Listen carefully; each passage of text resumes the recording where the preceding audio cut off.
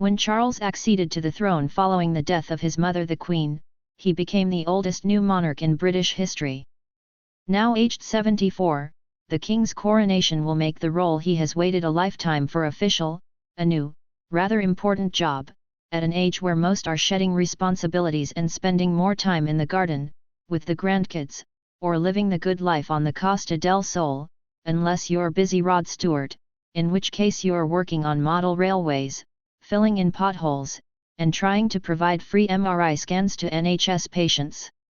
Princess Elizabeth was just 25 when she became Queen in 1952, the start of a history-making reign. For Charles, now well past state pension age, sovereignty comes at a very different stage of life. Of course, after all those years as the heir apparent, Charles is well equipped for the public engagements, the royal duties. Spending your golden years in peace and quiet, away from the spotlight, is not an option when your face is set to appear on the UK's banknotes and stamps. But while many people of retirement age do choose the quiet life, there are plenty of others who, like the King, seize the chance to embark on a new adventure. Here, Sky News speaks to 5 who are doing things a little differently. It was a bit boring the first time. Can we try something different? Daredevil grandmother Betty Bromage, 94, from Cheltenham. Before I retired I worked as a nurse and A&E sister, but by 87 I'd moved into assisted living, where they do all the cooking and things for you, and I thought, well, I'm not going to sit here and do nothing. I was never adventurous before that, but I just decided I wasn't going to waste my time. I remembered seeing the Crunchy Bar advert with the plane years ago and thought that was interesting, so I got my daughter-in-law to take me to our local airport to see if I could climb on. With a bit of assistance I could. I'm limited because I've had spinal injury, a long history, and I need a walker to get around. There had to be a bit of pushing and shoving to get me up on the wing, but I did it. The next year, I said to the pilot, it was a bit boring last time, could you make it a little bit different? So we did a figure of 8, which was quite nice. Different. When I turned 90, I decided I wanted to do even more. I started off with a wing walk and then a zip wire in Snowdonia, exhilarating. The third thing, I obseiled down Eagle Tower, the tallest building in Cheltenham. That completed my 90th year. Last year, I did another wing walk and we did a loop-the-loop and a barrel roll, and I now have a certificate for the Guinness Book of Records, the oldest female to do a wing walk. I'd like to do more, but my eyesight is failing and I've got arthritis in my spine and my neck and it's a bit of a palaver, climbing up. My dear grandson had to get my backside and push me to get on the wing. Once I'm up there, it's all right, but it is a bit of a do. When I'm up in the air, I'm not frightened. Not a bit. They wouldn't do it if it wasn't safe, this is my answer. I know there's always a chance that something might go wrong. But I was brought up in the wartime, just outside Birmingham, and we were bombed regularly. As a 10-year-old, we used to have to go down in the air raid shelter and people were killed in the road next to us. It was just a way of life, so no point getting frightened. Flying on a plane, the wind is terrific because of the G-force. But it's only minutes you're up there. 900 feet I think I went, right up into the clouds. I don't quite know how to explain it. It's exhilarating, a bit of an adrenaline boost. And I do it for charity. I've raised about 25 to 30,000 pounds over the years for different charities. I'm enjoying life. I'm not sure I could give any advice to the King, though. Just have a go, maybe. He's played polo, that's a bit risky, I think. But he's the King, he can't take too many risks, can he? They won't let him. It's all about taking hold of life by the scruff of the neck. Yoga and Tai Chi teacher Dr. John Hall, 94, from Cleethorpes. My motto is, and I tell all my students, whenever you don't want to do anything, do it. Everyone has the inclination now and again to think they'd like to take it easy. But I think as people get older, that's a fateful idea. I keep myself awfully busy, as my wife Jean will tell you, we've been married for 33 years and I have 5 children, 2 stepchildren, 28 grandchildren, some great-grandchildren and a new acquisition, a great-great-grandchild. I'm primarily a musician. I taught in every possible type of school and lectured, and did a lot of adjudication, too. I also conducted brass bands. I was with a famous band, Black Dyke Mills, for a couple of years. So music was my main occupation, teaching the next, and I also have a psychology degree. I found yoga about 50 years ago, when I was at university in Birmingham as a mature student. I was passing a sports hall and saw these people lying about doing all kinds of, well, what I thought at the time were weird things. But I was very interested and joined a class. Later on, I went on to teach it myself, and then came Tai Chi. Back in Grimsby, I'm a Grimbarian by birth, I formed my own class. I suppose having always been a teacher in all kinds of establishments, I thought it would be quite easy to do. It's grown from there and I do 6 hours of Hatha Yoga a week, which is kind of yoga meditation, teaching a whole spread of ages. My youngest student is in their 30s and my eldest in their 60s. Yoga is very good for you, spiritually and physically. I still do pretty much all the poses, I can catch most of the young ones, but occasionally they leave me standing. All my classes are very jolly and happy and we work together, and afterwards we'll often go for a coffee and something to eat. It's a social thing as well as exercise. Music still comes first for me. I'm in the choir of a church and I teach private pupils. I still adjudicate. I write music, I play the organ and the piano. So I juggle everything. My advice to people later in life is, don't hang back, and I'd say the same to the king. Obviously, he'll have tremendous challenges, but apart from his royal duties he should privately aspire to other things, keep very, very active, particularly in the mind, and have his own private methods of keeping fit. Could I teach him yoga? Oh indeed, yes. I couldn't wear a crown as I'm doing it, though. It's all about taking hold of life by the scruff of the neck. Never thinking woe is me, but getting hold of life, living for the now. That's one of my main pet hobbies, teaching people to live in the present. Not in the past, nor worrying about the future. Enjoy now. That's all we've got, isn't it? 2 of my children live at home. They take no notice. Dominatrix Sherry Lever, aka Mistress Sophia, 71, from Swindon. If you think men are only interested in younger women, you couldn't be more wrong. One of the reasons I'm so popular is because of my age. Submissives like to be dominated by older women. I'm nearly 72 and my subs are always saying they love me, they worship me, how beautiful I am. It's lovely to be told that when you're a certain age. I used to be a shrinking violet, I had 3 bad marriages and no confidence. I have 3 children and if you ask them, they would all say I'm a totally different person now. In my younger years, I did modeling, then went into hairdressing and chefing, and a few odd things in between. I never, ever thought about becoming a dominatrix. But after my last husband left, about 10 years ago, I came across a documentary about phone chat girls and thought, I could do that. It's just words, isn't it? So I spoke to my children, they've always been supportive, and I started. I also wrote a blog and then a book, which was very cathartic, and from the phone work I eventually moved into domination in real life. 2 of my children still live at home and they're quite used to seeing a sissy in a little pink frock with a feather duster. They absolutely take no notice. My son will make jokes like, "Can you get him to clean my car?" They are very supportive because they know exactly what I do. Dominatrixes are often labeled as sex workers and that couldn't be further from the truth. To a man, every aspect of life has some sort of sexual connotation, so of course to them, there is a sexual element, but that doesn't mean I do anything sexual. I don't. My subs know I'm not an escort, nothing against escorts, but I choose not to be one.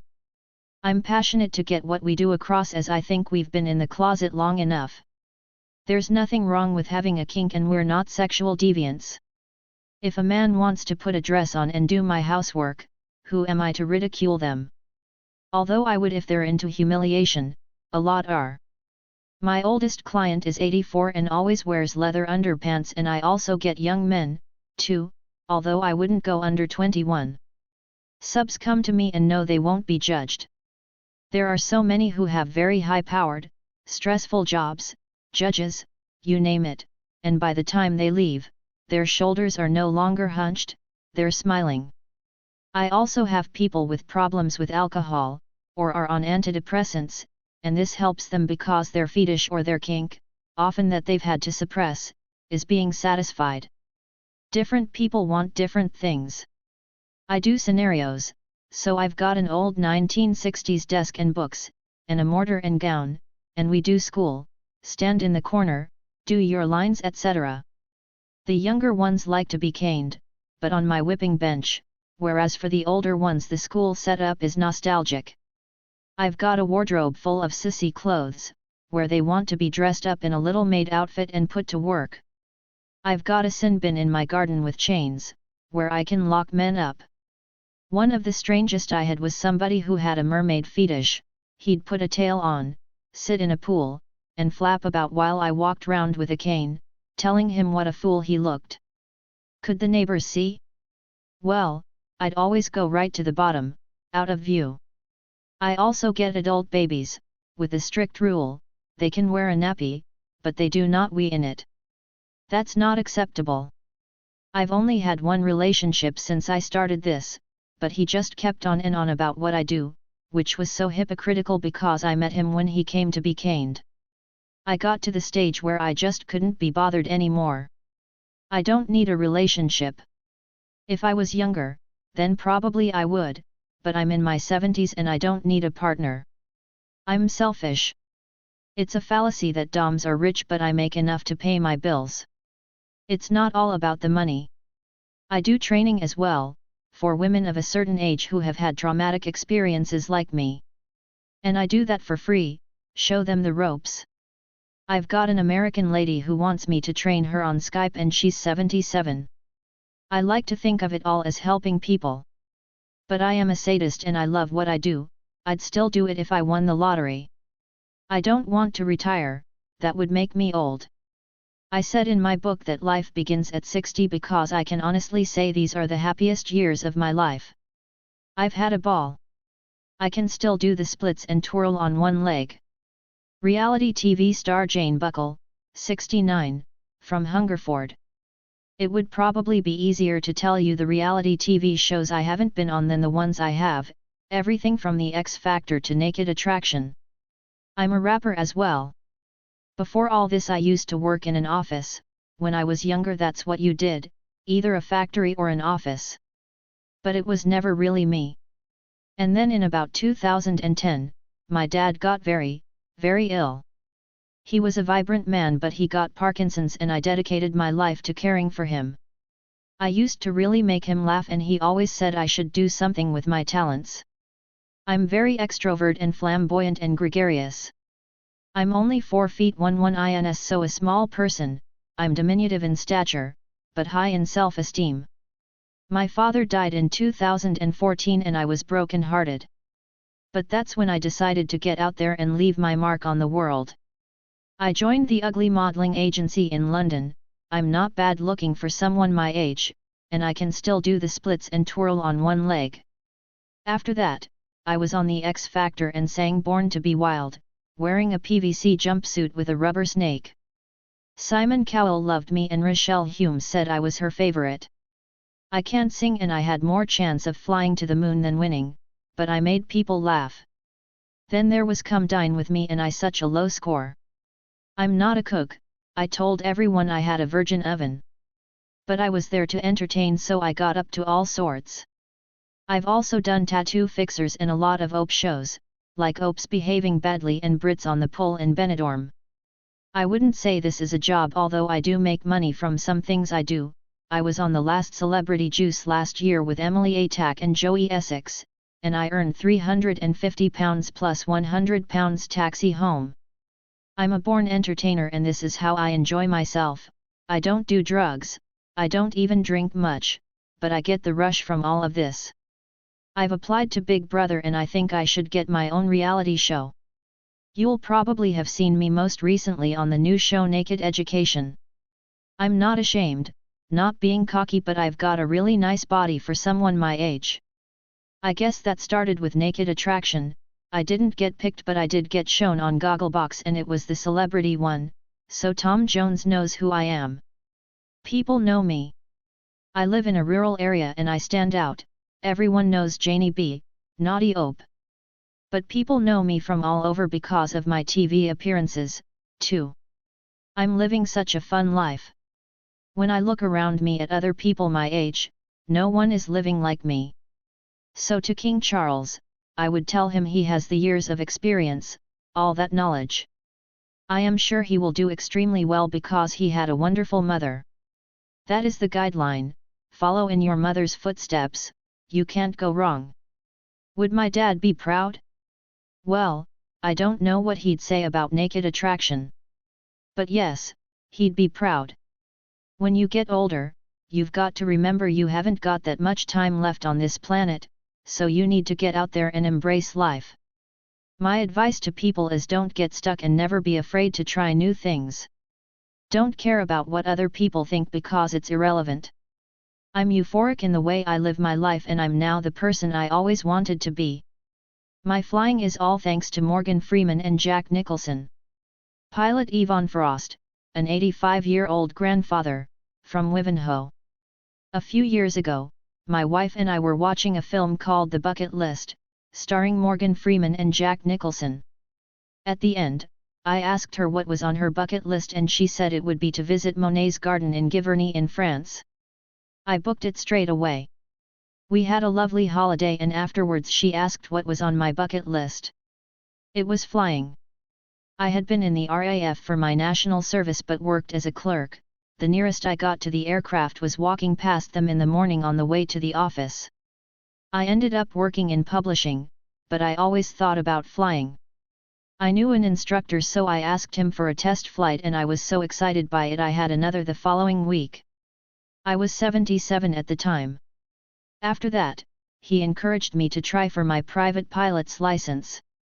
I did try very hard for 3 or 4 years, passed the 9 written exams and did 3 cross-country solo navigation flights, so was well on the way. Then I was ill and in hospital for about 3 weeks and the written exams expired. I couldn't face doing that all over again as I was over 80 by this time. So now, at the venerable age of 85, I fly occasionally with my instructor, who's a JET-2 pilot, and I also fly with a friend. He has a Cessna 182 and all my learning was on a Robin HR-200. Recently we flew to Duxford, my instructor did the takeoff and landing, but I flew once we got to about 1,000 feet, and spent about 2 hours at the museum there. Then we took off again and I flew it to Felixstowe Dock area and over the water there, where I've sailed for years.